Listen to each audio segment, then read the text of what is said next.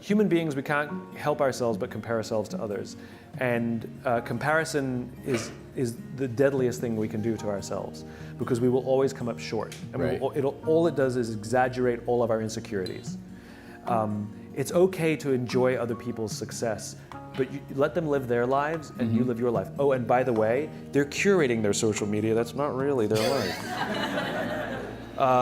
And so you're making decisions based on how you feel, based on their curated things. I know, I've talked to so many millennials. I know somebody who's out of work, really depressed, and yet she goes and does all these things so she has the appearance of this amazing, successful life. And so you now she may be making those decisions based on what her friends. Oh, who knows what sort of weird, twisted, exaggerated, circle of depression this is forming. So go back to the rules of the infinite game. Your friends are there to admire. Your friends are there to say, God, I'm so happy for them. What are they doing that I can learn from? I'll give you an example. So we can all fall into this trap. So, in my business, authors and speakers and folks like us, we're all comparing ourselves to each other, and sometimes it can get silly and competitive. And there was, sometimes I go on Amazon and I check the rankings of my books to see that I still have a job. And now and then there was this one author who I hated for no reason. He's very smart. His work's incredibly good. He's incredibly well respected. I respect him, but I hate him. And I would check the rankings of his books. And when I was ahead, I'd be like, yes. And when he was ahead, I was like, right? It would drive me crazy. And I had this weird abstract competition. Same thing, right? Social media happened to be Amazon rankings. Right. And I would check in all the time. I'd always check in, mine, his, nobody else, just mine and his.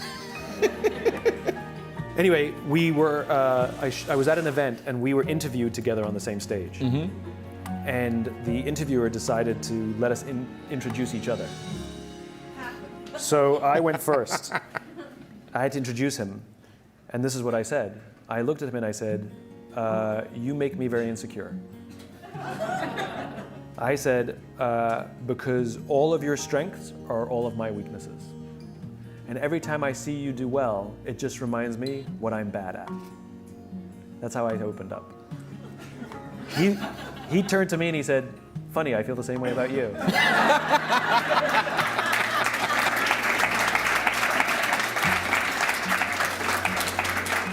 And now we love each other. Because I realized that he's really good at what I'm bad at. So by me getting to know him and really learning to love him, I'm realizing I'm getting better at those things. And I'm taking more pride in the things that I'm good at rather than thinking I have to be good at everything he's good at, right? So it's healthy to grow our own strengths and rather than be intimidated by the strengths of others.